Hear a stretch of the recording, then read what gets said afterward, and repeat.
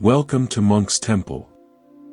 Have you ever found yourself staring at a ceiling in the quiet hours before dawn, your mind tracing and retracing the same worn path of questions? Asterisk, what am I doing with my life? Where is this all going?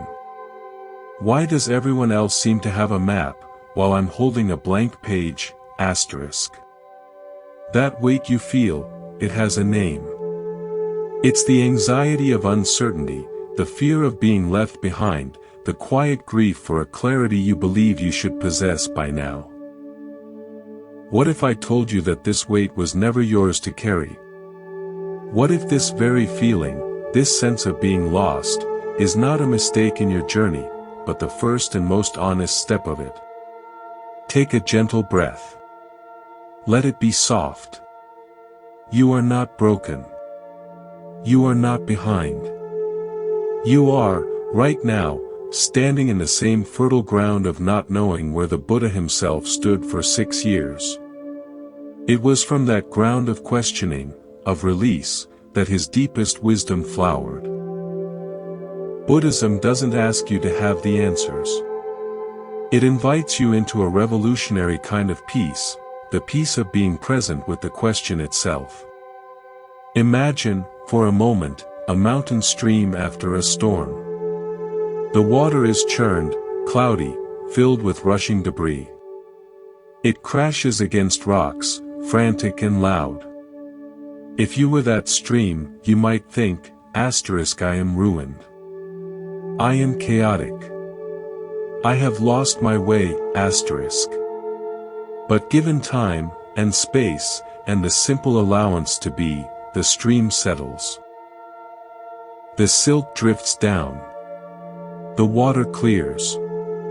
It was never not water. It was never fundamentally changed. It was only temporarily stirred.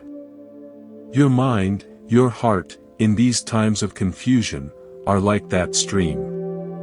The clarity you seek isn't something to grasp from outside. It's the nature of your own awareness, waiting for the stirring to settle. Before we journey deeper, if these words are a soft light in your uncertainty, consider subscribing to Monk's Temple.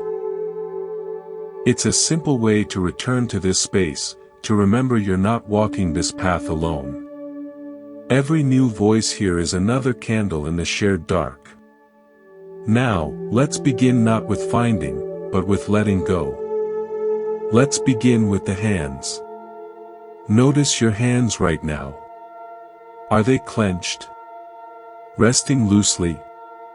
There's a teaching, older than any text, written in the very way we hold our bodies.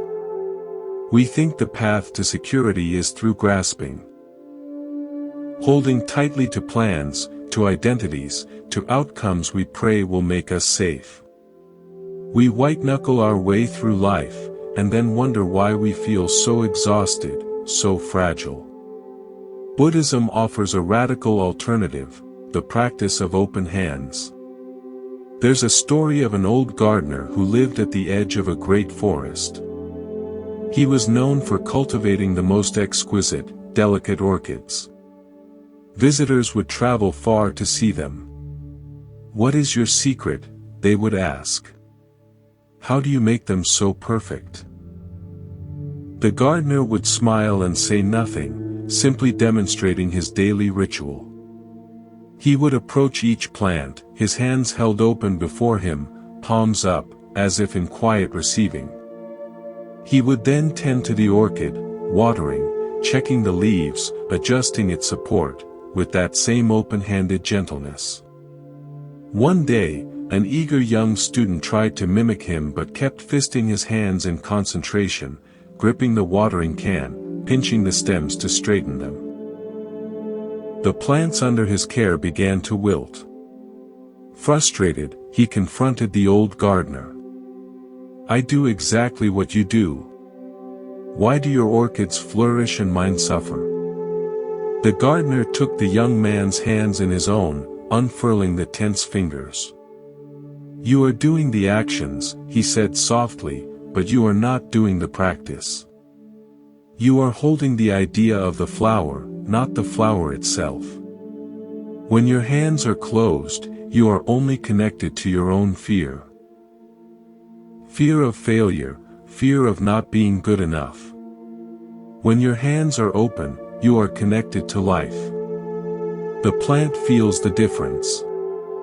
You feel the difference. Your life is that orchid. Your plans, your relationships, your sense of self, they are all living things. When you approach them with a clenched fist of control, of desperate wanting, you crush their potential.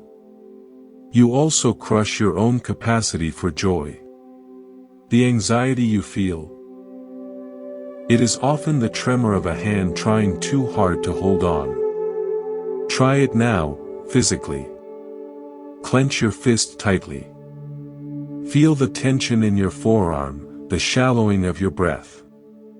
This is the physiology of clinging. Now, slowly, slowly, release. Let your fingers unfurl, palms soft, facing upward. Feel the space that opens, the air against your skin, the effortless weight of your own hand. This is the posture of readiness. Not passivity, but profound, receptive readiness. The Buddha taught that suffering arises from craving, from clinging, from the closed hand. Peace arises from letting go, from the open hand that can receive, release, and touch the world without leaving bruises on it or on itself. So what would it mean to walk through your day with open hands? It doesn't mean you don't care. It means you care too deeply to suffocate what you love with your need to control it. You hold your job lightly, so you can see its true purpose. You hold your relationships lightly, so you can see the person in front of you, not your idea of them. You hold your own story lightly, so you can update it with the truth of this new moment. The open hand is how the stream allows the silt to settle. It is how the tree allows its leaves to fall. It is trust in action. And it begins with a single, conscious release. What is one thing you are holding on to too tightly right now? Don't answer. Just feel the question in your open palms. We worship the finished product. The completed journey, the success story, the after photo. We are taught to measure our worth by the distance between where we are and some imaginary point of arrival. But what if you are not a product on an assembly line? What if you are a path being walked into existence with every step? In Zen, they speak of the pathless path. It sounds like a contradiction, until you consider a deer trail in deep woods. The trail wasn't drawn on a map first. It emerged from countless choices, a deer seeking water here, avoiding a thicket there, following scent and instinct and need. The path was made by the walking. Your life is that trail. I knew a ceramic artist who struggled for years with what he called the tyranny of the finished bowl. He would conceive a perfect design, sketch it, measure it, but upon the wheel, the clay would have other ideas. It would warp, or a speck of impurity would rise to the surface, or his own fingers would create an unexpected curve. He would see these as failures, smashing the piece and starting over, chasing the perfect bowl in his mind. One winter, a power outage left his studio without heat. He had a single lump of clay left, and to keep his hands warm, he began to work it without any plan at all. No design, no goal of a bowl. Just the feeling of the clay, the slow turn of the wheel by hand, the rhythm of keeping warm. When the power returned, he looked at what he had made. It was asymmetrical, slightly rough in places, with the gentle impression of his cold fingerprints visible along the surface. It was not what he had planned. It was something else entirely. And for the first time, he felt a deep, quiet love for what was in front of him. It held the truth of that cold afternoon, the patience, the adaptation. It was honest. He called it his first complete work. Not because it was perfect, but because it was finished with its imperfections, not in spite of them. The flaws were the record of its becoming. From that day, his art transformed. He stopped making bowls and started making conversations with clay. The path of his creativity was no longer a straight line to a known destination. It became a wandering, curious walk with the material of his life. The Buddha's path is often called the middle way. We mistakenly think this means moderate, lukewarm, safe. But it is perhaps the most adventurous path of all. It is the commitment to walk the razor's edge between the extremes of forcing an outcome and giving up entirely. It is the courage to keep walking the unfinished path, step by step, without the false comfort of a guaranteed destination. Your feeling of being lost is not a sign that you've left the path. It is the surest sign that you are on the pathless path. You are in the act of creation. The anxiety is the friction of old, rigid maps being scrubbed away by the reality of your actual, living journey. Can you appreciate the unfinished bowl of your life today? Can you see the beauty in the fingerprints, the unique curve born of an unexpected challenge? You are not behind. You are becoming. And becoming is a verb with no final punctuation. The poet Rumi wrote, "This being human is a guest house. Every morning a new arrival."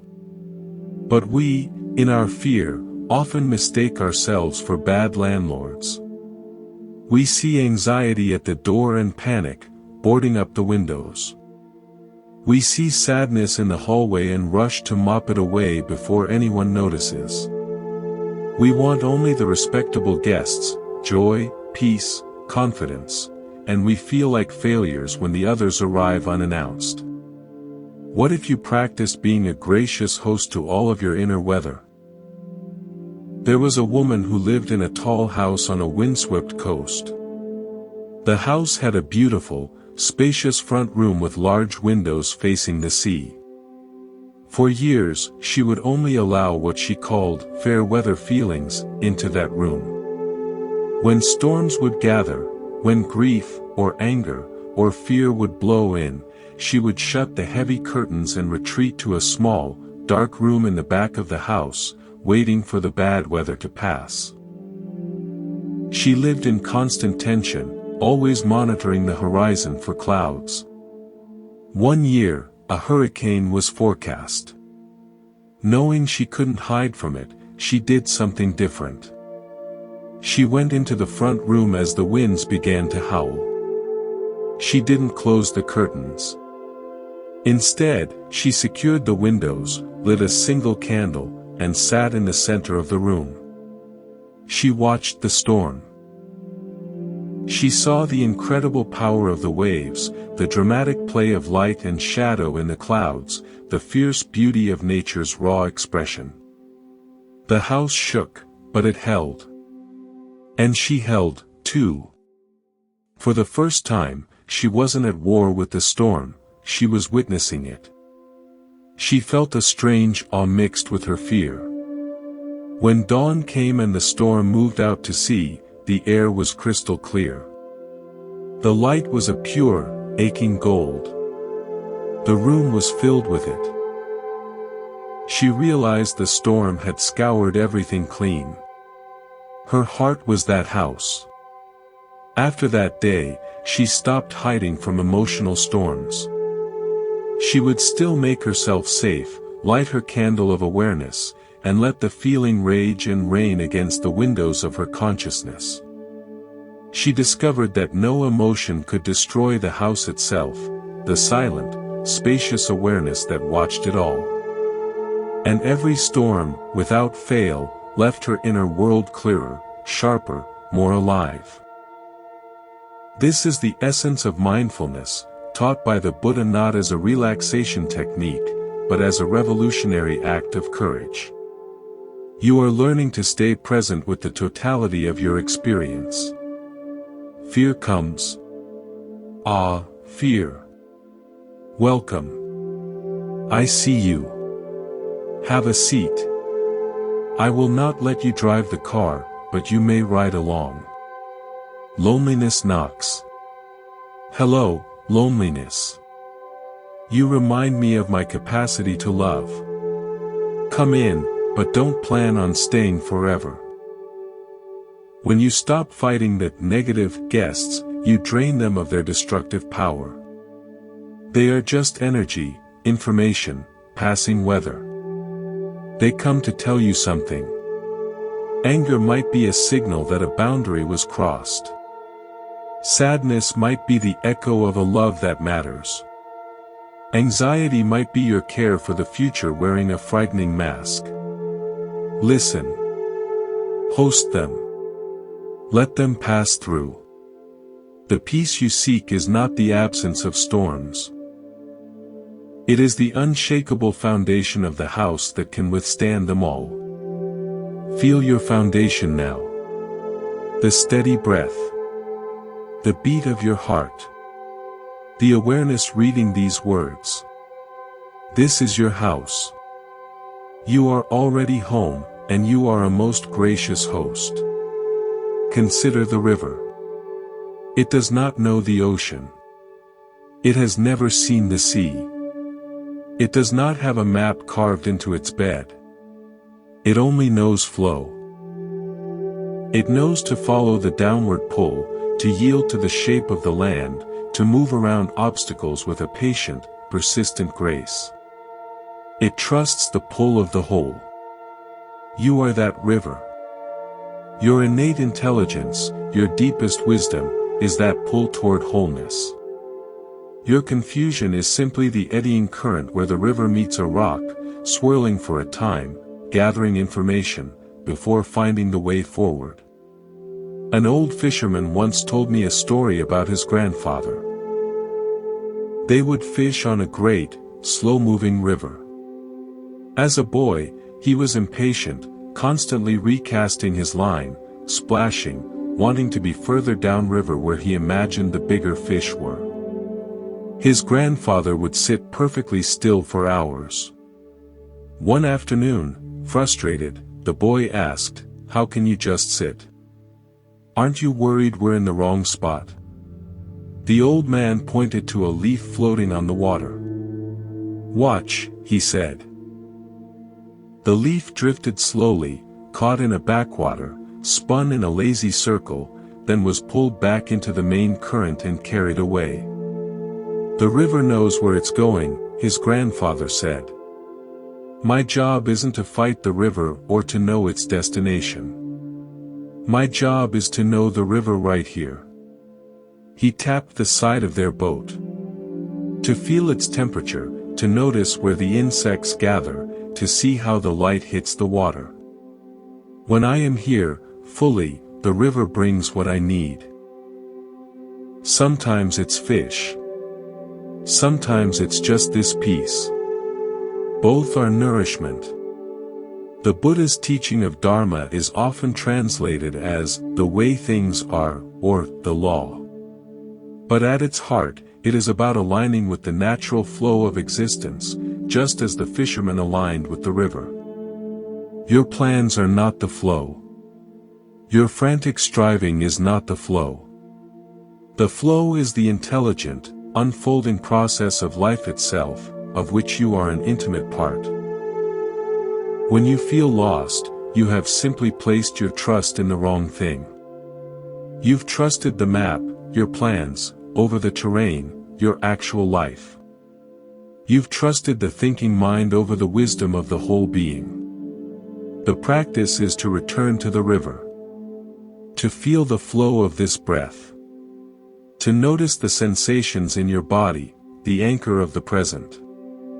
To listen, not just with your ears, but with your pores. The next right action is not plotted, it is felt. It emerges from deep listening to the situation right in front of you. You don't need to know where the ocean is. You only need to trust the pull, and to be fully present for the journey. Let the river of your life carry you. Your only task is to be a conscious, grateful passenger in your own becoming. We are afraid of emptiness.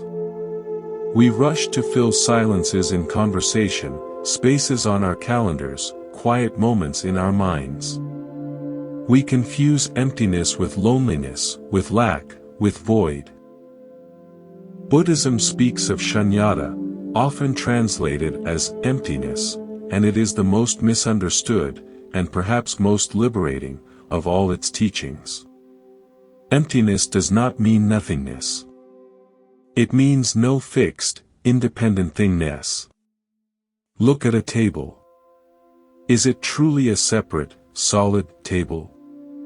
Or is it a temporary coming together of wood, which was a tree, which needed rain, soil, sun, of nails, of glue, of the carpenter's effort, of the idea, table?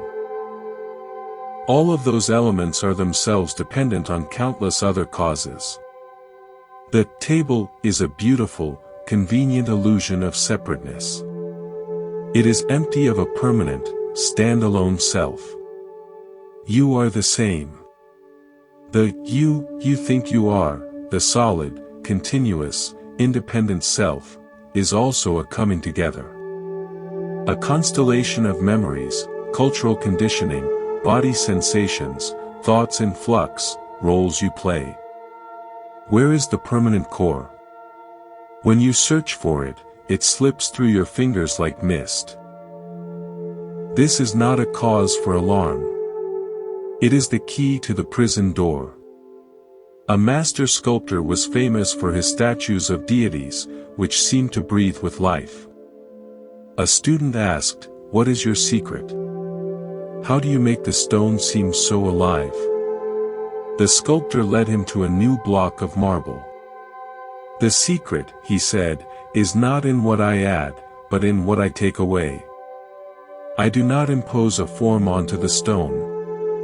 I spend days, sometimes weeks, just looking. I am looking for the form that is already wanting to emerge from within it. My chisel is not creating. It is revealing. It is removing everything that is not that essential form." He placed his hand on the raw stone. The form is empty of everything that obscures it. My job is to discover that emptiness. Your true nature is like that essential form within the marble. It is not the added layers of, "I should be this," or, "I must not be that." It is not your job title, your relationship status, your past mistakes, or your future hopes. Those are the extra stone. The feeling of being lost is the chisel. It is knocking away your assumptions, your rigid identities, your outdated maps. It can feel like destruction because you are attached to the shape of the extra stone. But it is, in fact, a holy revelation. It is clearing away what you are not, so what you are can stand revealed. What you are is awareness itself. Spacious, clear, compassionate, intelligent. It is the silent witness that reads these words. It was there before you had a name. It will be there when all your current worries have faded. It is the empty sky in which the weather of your life appears. When you touch this emptiness, you find it is not cold or hollow. It is vibrant with potential. It is freedom. You are no longer a fixed statue, trapped in one pose. You are the sky, capable of holding every cloud, every star, every kind of weather without being damaged or defined by any of it. Rest in that skyness now. Behind the thoughts, beneath the feelings, before the story. You are the space, not the things that fill it. And that space is infinite, and it is free. There are times when the path ahead is completely obscured. A life transition, a loss, a leap into the unknown. It can be like walking in a thick, cold fog. You can't see 3 feet in front of you. The temptation is to freeze, to wait for the fog to lift, for clarity to return. But life keeps moving. The Buddhist teaching here is not about seeing the distant view. It is about illuminating the very ground beneath your next step. 2 monks were traveling through high mountain passes. A sudden, dense fog descended, reducing the world to a gray, swirling void. The younger monk panicked. "We are lost. We must stop. We could walk off a cliff." The older monk calmly took a small lantern from his pack and lit it. The flame cast a soft, warm circle of light around them, barely illuminating their own feet and the next few stones of the path. "We are not lost," the old monk said. "We cannot see the mountain, or the valley, or the destination. But we can see this step. And now this one. This is how we will cross the mountain. Not by seeing the whole way, but by trusting each step within the light we hold." And so they moved, slowly, the tiny lantern pushing back just enough of the fog to reveal where to place their feet next. It was a journey of profound intimacy, with the feel of the stone, the sound of their breath, the circle of their shared light.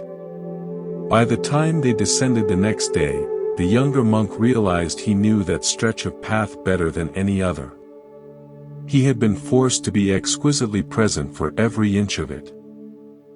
Your wisdom, your intuition, your breath, your present moment awareness, this is your lantern. You may not see your purpose or your 5-year plan. The fog of uncertainty has swallowed those distant views. Good. They were mirages anyway. What can you see right now? You can see this breath, entering and leaving. You can feel the weight of your body on the chair. You can hear the ambient sounds around you. You can feel the texture of your own heart. Perhaps anxious, perhaps tired, perhaps simply waiting. This is your circle of light. This is all you need to take the next step. The next right action is never a grand, dramatic gesture. It is the next small, obvious thing done with full attention. Drink a glass of water. Send a kind text. Take a walk and really see one tree. Complete one tiny task you've been avoiding. The fog does not need to lift for you to move forward in peace. You simply need to kindle your lantern of present moment attention and take one step within its gentle radius. Then another. This is how faith is built, not as a blind belief in a far-off outcome, but as a proven trust in your capacity to meet each step as it comes. You are crossing the mountain of your life one illuminated step at a time. And the path you are making is uniquely, perfectly yours. We resist our own inner winters. We want to be in perpetual bloom. Productive, sunny, socially vibrant, full of green growth. When the energy contracts, when we feel dormant, slow, or introspective, we label it as depression, laziness, or failure. But what does nature teach us? The tree does not lament the fall of its leaves. It does not fight the winter. It draws its energy deep into its roots, into its core. It rests. This period of seeming barrenness is not death, it is consolidation. It is essential for the vitality of the spring to come. Your being has seasons, too. A gardener friend once confessed she almost gave up on a particular rose bush. It would bloom spectacularly for one season, then the next year, it would produce only sparse, small flowers, no matter how much she fertilized and pruned it. She was ready to pull it out. An older, wiser gardener asked her, "What did you do after its big blooming season?" "I celebrated it," she said. "And then I kept encouraging it to grow more." "Ah," said the wise gardener. "After a magnificent bloom, the rose needs a fallow year. It needs to put energy not into flowers, but into strengthening its roots. If you force it to bloom every year, you will exhaust it, and it will eventually die. That off year is not a failure. It is the secret to its long-term survival and beauty." She followed the advice. She let the rose bush rest the following season, tending to it gently but without expectations. It looked ordinary, unremarkable. The year after that, it produced the most breathtaking, fragrant, and resilient blooms she had ever seen. You are that rose. Our culture demands perpetual summer from us. It pathologizes the natural cycle of expansion and contraction. Your period of confusion, of low energy, of not knowing, this may be your essential fallow season. You are not falling apart. You are pulling your energy inward. You are strengthening your roots. The old, superficial understanding of your life is shedding like autumn leaves, making room for new growth that cannot be rushed. The Buddha sat in stillness for years. Was that wasted time?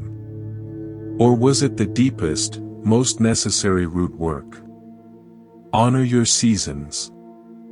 If you are in winter, do not curse the cold. Light an inner fire of simple self-care. Rest.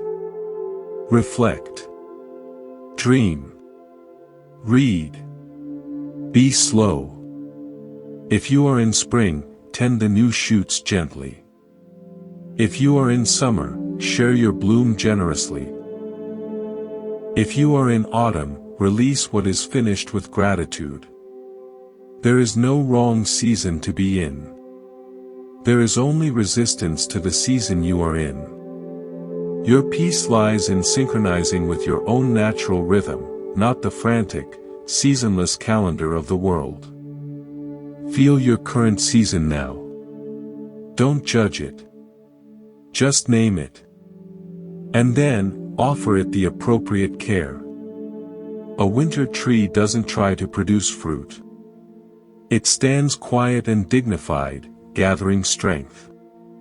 So can you. We experience ourselves as isolated dots, separate from the world, separate from each other. Our pain feels uniquely ours. Our problems feel like personal failings. This sense of separation is the very bedrock of loneliness.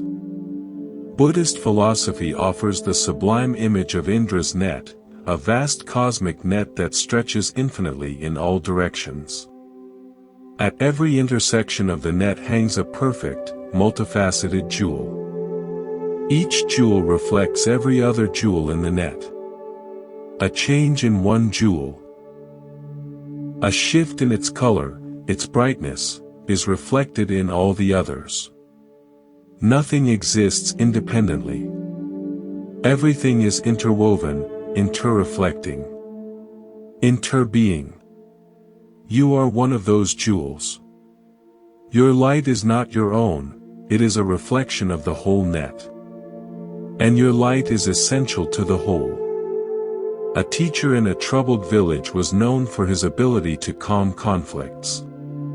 People would bring him their disputes, family feuds, neighborly grudges. He never took sides. Instead, he would invite the conflicting parties to sit with him in his courtyard, which had a large, shallow pond at its center. He would give each person a small, smooth stone. The problem is not between you, he would say. The problem is in the water. Please, each of you, drop your stone into the pond where you stand. They would do so. The stones would create ripples that expanded outward, crossing and interfering with each other in complex patterns until the entire surface of the pond was in motion. Now, the teacher would say, "Tell me which set of ripples is the right one. Tell me which disturbance belongs only to one stone." The people would watch, silent, as the ripples became inseparable. They could no longer tell where one person's action ended and another's began. Their separate grievances began to feel artificial, like trying to isolate a single thread from a woven tapestry.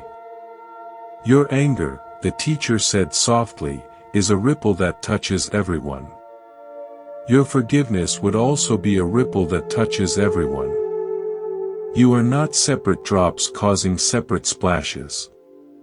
You are the water itself. When you feel lost and alone, you are seeing only your own jewel, forgetting the reflections within it and the reflections it casts. Your struggle is not a private failing. It is a human experience, reflected in countless variations across the net. Your anxiety about the future. It shimmers in other jewels right now. Your search for meaning. It is the very polish on the surface of the net. This understanding breeds compassion, first for yourself, then for everyone. Your journey is not a solo trek across a desert. It is a movement within a vast, living organism. Your healing matters to the whole. The peace you cultivate in your own heart sends ripples of calm through the entire net. You are never truly alone. You are connected in ways too profound for thought. The very breath you just took contains atoms that once were in distant stars, in ancient oceans, in the lungs of countless beings who also wondered, hoped, and feared. You are the net. You are the jewel. You are the reflection. Rest in that wholeness. We carry with us an invisible, heavy bundle of unwritten letters. Letters to people we need to forgive. Letters to our younger selves, full of explanations or apologies. Letters to the future, demanding guarantees. Letters to the universe, pleading for a different story. We think these letters, if only we could write them perfectly, would finally bring us peace. But the Buddha's insight points elsewhere. Peace comes not from perfecting the letter, but from seeing that the need to write it is itself the source of our burden. A man moved into an old house and found in the attic a beautifully carved wooden box, locked shut. No key was to be found. The box felt heavy. He became obsessed with it. What treasure or secret did it contain? He tried picking the lock, shaking it, even considered breaking it open. The mystery of the box began to drain his enjoyment of his new home. It was all he could think about. Finally, in frustration, he took the box to a skilled locksmith. The locksmith worked for a few minutes and the lock clicked open. With trembling hands, the man lifted the lid. The box was empty. Not just empty, it was lined with lead, which explained its weight. There was no treasure, no secret document. Just an empty, heavy box. He sat on the floor of the locksmith's shop and laughed until tears streamed down his face. He had been carrying, both physically and mentally, a profound weight of anticipation for nothing. A story he had written himself. The relief was instantaneous and overwhelming. He left the box there and walked home feeling lighter than he had in years. Many of the things you are carrying, the regrets, the resentments, the elaborate plans, the expectations of how life should be, are like that lead-lined box. They have weight. They consume your attention. But when you finally muster the courage to open them, with the key of honest inquiry, you often find they are empty of any substantive truth. They are just mental constructs, stories you've been telling yourself. The letter of forgiveness you need to write. Perhaps what needs to be released is not the event, but your ongoing narrative about it. The letter to your future self demanding success. Perhaps the weight is in the demand, not in the unfolding. Practice, identify one unwritten letter you are carrying. Now, in your mind's eye, take out the key of honest curiosity. Ask, what is actually in this? What is the solid, unchangeable truth here, versus the story I am telling about it? You may find that much of the weight is in the storytelling, the resistance, the rumination. You can put the empty box down. You can leave the unwritten letter unwritten. Your freedom is in this present moment, unburdened by the phantom weight of past and future stories. The Buddha taught that liberation is the dropping of all burdens. Feel the space that opens when you put one down. We often search for an external lighthouse, a guru, a perfect philosophy, a guaranteed method, to guide us safely through our personal storms. We want a steady, unchanging beam to follow. But the most reliable lighthouse is not outside you. It is the innate, unwavering awareness that is your own true nature. It doesn't need to search for light, it is the light.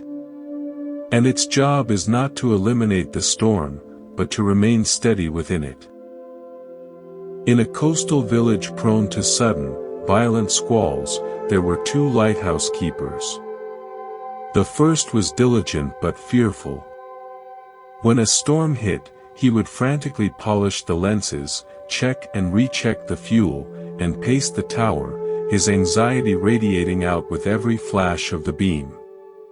Sailors said that in a storm, his light felt jagged, nervous, almost adding to the chaos. The second keeper was different. His ritual before any storm was to sit quietly in the center of the tower for 10 minutes. He would simply breathe and feel the stone of the tower beneath him, solid and unmoving despite the howling wind. Then he would calmly tend to the light. Sailors reported that his beam, in the fiercest gales, seemed peculiarly steady, calm, and reassuring. It didn't just show the rocks, it emanated a sense of peace that helped them keep their own heads. When the first keeper asked for his secret, the second said, "I am not keeping the lighthouse. The lighthouse is keeping me. My job is not to fight the storm or to become the perfect beam. My job is to remember the solidity of the tower, and then let the light do what it was made to do." You are both the keeper and the lighthouse. The storms are your changing life circumstances, your emotions, your thoughts. The tower is your fundamental ground of being. Your capacity for aware, present consciousness. It is unshakable.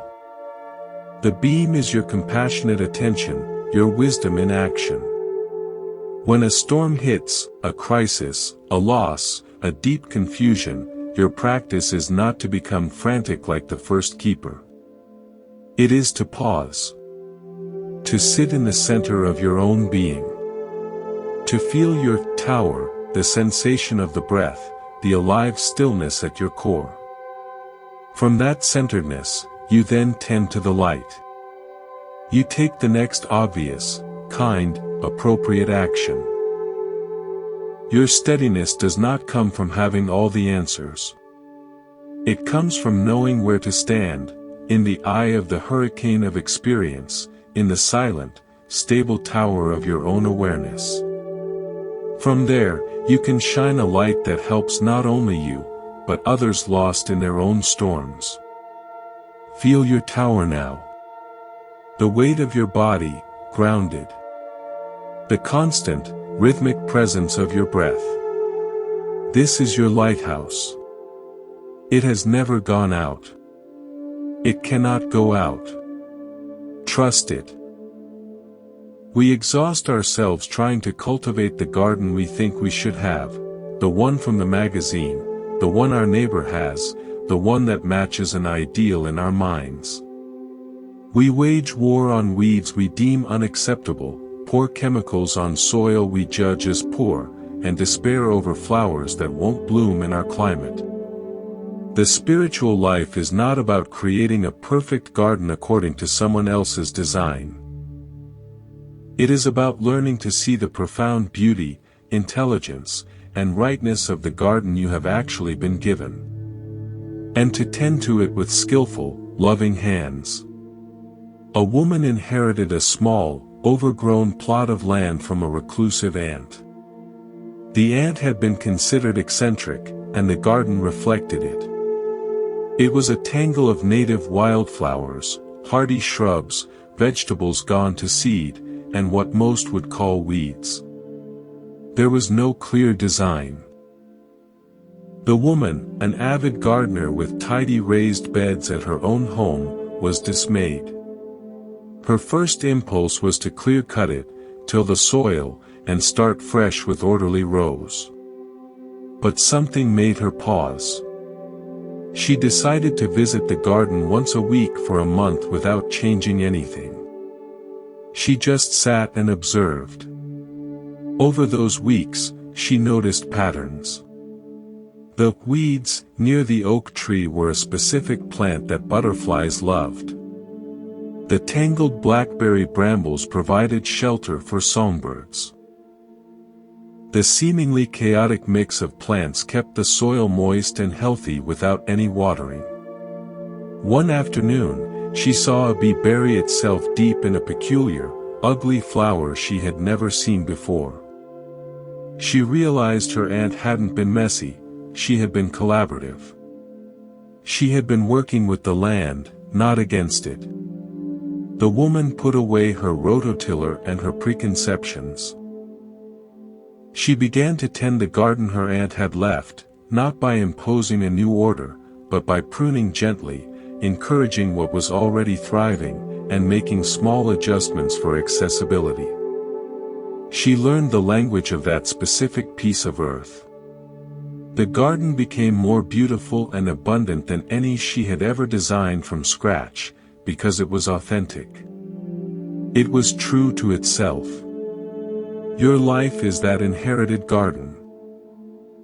Your personality, your history, your unique mix of strengths and challenges, even your so-called weeds, this is your plot. The feeling of being lost often arises when you are trying to force this unique ecosystem to conform to an external template of success or happiness. The Buddhist path is about wise cultivation, not violent renovation. It's about learning the specific language of your own being. What are your native flowers, your natural joys? What conditions do they need to thrive?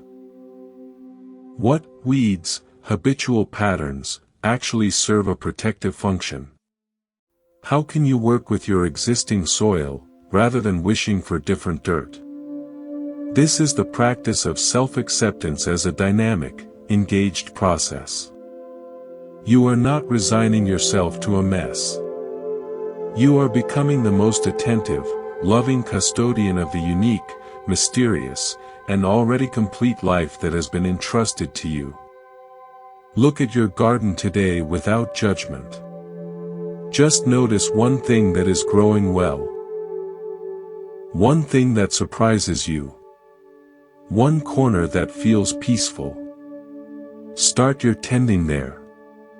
When the storms of thought and emotion rage, when the future is a fog and the past a cage, there is one bridge that is always, always under your feet. It is the bridge from abstraction to reality, from panic to presence. It is your breath. The Buddha's foundational teaching of mindfulness of breath, *anapanasati*, is not a mere exercise. It is an architectural blueprint for sanity. Each inhalation is a pillar rising from the chaos. Each exhalation is a span connecting you back to the solid ground of the here and now. A young builder was apprenticed to a master who constructed rope bridges across deep mountain gorges. The apprentice was terrified of heights. He would freeze, his mind conjuring images of falling, the rope snapping, the rocks below. The master said, "You are looking at the gorge. Do not look at the gorge. The gorge is not your business. Your business is the rope. Feel the rope in your hands. Your business is the next knot. Tie the knot. Then find the next knot. If your mind goes to the gorge, come back to the rope. The rope is all that exists." The apprentice began to practice. Gorge, fear, death, abstraction. The feel of the hemp fibers, the method of the knot, the placement of the foot on the plank, reality. He built bridges by disappearing into the tangible truth of rope and knot and breath. He became one of the finest bridge builders, known for his calm focus even in high winds. Your breath is that rope. Your anxious thoughts about tomorrow are the gorge. Your regrets about yesterday are the gorge. The gorge is vast, frightening, and ultimately irrelevant to the task of crossing. The task is the knot. The knot is this breath. And now this one. When you are lost in the story of your life, return to the rope. Feel the air moving in through your nostrils. Cool. Feel your chest or belly expand. The slight pause. Feel the warm air leaving your body. The release. This is not avoiding your problems. This is the only way to solve them. You cannot build a stable bridge, a stable life, from a place of panic, staring into the abyss. You build it from a place of profound presence, tying one secure knot of attention after another. Whatever you are facing, you do not need to face all of it at once. You only need to face this breath. And then the next. The bridge will build itself beneath you, leading you from turmoil to peace, one anchored moment at a time. Cross that bridge now. Follow your breath. You are already safe. You are already building your way across. At the heart of your seeking, your striving, your feeling of being lost, is a silent assumption, I am not yet enough. My life is not yet enough. When I have X, achieve Y, become Z, then I will be worthy of peace, This is the great, painful lie. The Buddha's awakening was, in essence, the shattering of this lie. He discovered that peace, freedom, and worthiness are not future rewards for good behavior or perfect understanding. They are the inherent nature of consciousness, here and now, obscured only by our frantic seeking for them elsewhere. There's a tale of a poor woman who lived in a simple hut. She prayed every day to the goddess of prosperity, begging for a better life, for riches, for ease. One night, the goddess appeared in a dream. "I have heard your prayers," she said. "I will grant you what you seek. Every time you tell a lie, a gold coin will appear in your hand." The woman awoke thrilled. That very day, a neighbor asked to borrow a cooking pot. The woman, who didn't want to lend it, said, "I'm sorry, it's cracked." Instantly, a gold coin materialized in her palm. She was elated. She began to tell small lies constantly, amassing a pile of gold. But soon, things soured. Her neighbors grew distrustful. Her friends drifted away. Her children began to lie to her. She sat alone in her hut, surrounded by gold coins, feeling more impoverished, isolated, and wretched than ever before. She cried out to the goddess again. "This is not what I wanted. Take back your gift." The goddess reappeared. "The gift was never the gold," she said. "The gift was the lesson. You had a humble but honest life, connection, trust, a clear conscience. You prayed for riches, believing they were what you lacked. But in chasing them, you sacrificed what actually made your life rich. The gold was just a mirror. Look at your hands." The woman looked down. The gold coins were gone. But in her palms, she saw the calluses from her honest work, the lines of her life story. She felt, for the first time, the simple weight of her own unadorned hands. And in that feeling, she found a wealth that no coin could ever represent. You are that woman. The gold you seek, certainty, status, the perfect relationship, the finished spiritual resume, is not the treasure. The practice is to look down at your own hands, at your life as it is, in this breath. Feel the texture of your present experience, without comparing it to a fantasy of elsewhere. The faint hum of the world around you. The beating of your own heart. The miracle of perception itself. This is not a stepping stone to a better life. This is your life. And it is already, profoundly enough. The Buddha taught that nirvana is not a distant heaven. It is the extinction of the fires of craving and aversion right here. It is the peace of stopping the frantic chase. It is the realization that you were already home, standing in the middle of your own enoughness, just looking in the wrong direction. You don't need to become enough. You need to recognize that you already are. Your confusion is part of that enoughness. Your uncertainty is part of it. Your beautiful, imperfect, searching human heart is more than enough. It is sacred. Let this recognition be a soft landing place. You can stop running. You can put down the heavy pack of "not yet." And simply be. Here. Now. Enough. Life is not a problem to be solved. It is a conversation to be had. A conversation with the morning light, with your own weariness, with the stranger's smile, with your deepest fear. When you see it as a problem, you look for the solution, the end point, the final word. And you feel lost when you can't find it.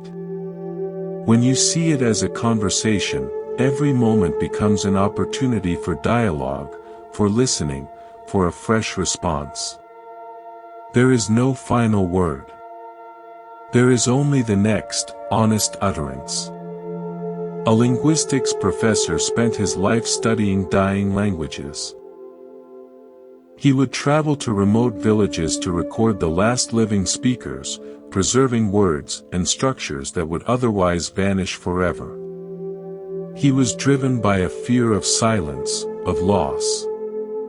In his final years, he was invited to a monastery known for its vow of silence. Resistant but curious, he went. For a week, he said nothing. He just listened. He listened to the wind in the pines, to the wooden clappers signaling meditation, to the rustle of robes, to the sound of his own heart. On his last day, the abbot approached him. The professor, breaking his own silence, said sadly, "I have spent my life preserving speech, and here I find a world built on silence. I feel I have missed the point." The abbot shook his head gently. "You have it backwards," he said. We are not preserving silence. We are listening for the native language of reality itself. The wind, the heartbeat, the breath, these are the root words. All human speech is just a translation. You weren't preserving dying languages, you were collecting beautiful, fleeting translations.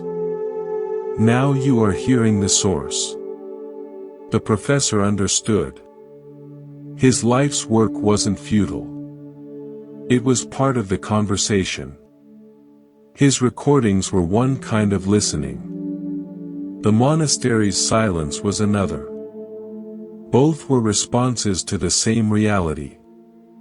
Your life is your unique translation of reality. Your feelings, your choices, your art, your work, your love. These are your words in the endless conversation. Feeling lost is like being stuck searching for the perfect word, while the conversation flows on around you. You don't need the perfect word. You just need to say something true. Take a small action that feels authentic. Offer a simple kindness. Express a genuine feeling. That is your next line in the dialogue. The conversation doesn't require you to be eloquent or wise. It only asks that you participate, that you listen deeply, and that you respond from the truth of this moment. Listen now. What is reality saying to you in this instant? Not in concepts, but in sensations, in presences, in the quiet hum of being alive. Now, what is your response? A breath? A softening? A quiet, thank you. That is the whole practice. That is the entire path. Listening, and responding. Again, and again, and again. Forever. You are not lost. You are in constant, creative dialogue with the infinite. There is no wrong thing to say, as long as it is true. We have wandered through many teachings, many metaphors, many stories. We have sat with the open hand, walked the unfinished path, hosted our inner weather, and trusted the river's flow. We have glimpsed our sky-like nature, held our lantern in the fog, and honored our inner seasons. We have seen ourselves in the net of jewels, put down empty boxes, remembered we are the lighthouse, and learned to tend our unique garden. We have crossed on the bridge of breath and touched the already enough that we are. All of this is just one long, gentle reminder. A reminder spoken in the silent language of the Buddha's wisdom, but meant solely for you, right here, right now. The peace you seek was never in the destination. The clarity you long for was never in the perfect plan. The home you ache for is not a place on any map. It is the quality of your attention in this very instant. It is the courage to be present with what is, without demanding that it be different. It is the profound understanding that being lost is not the opposite of being found. It is the very terrain of finding. So, take a breath. A soft, allowing breath. Feel your feet on the ground. The weight of your body. The air on your skin. Notice that you are still here. Still breathing. Still capable of this moment of awareness. That is not nothing. That is everything. You are already home. You have always been home. Welcome home. Thank you for being here, in Monk's Temple. If this journey has been a refuge, a reminder, or a simple moment of peace, consider subscribing. It allows this gentle conversation to continue. Share a word in the comments, a feeling, an image, a single breath. so we may know we are walking this pathless path together. Until next we meet, be gentle with your wonderful, unfinished, already enough self. Go in peace.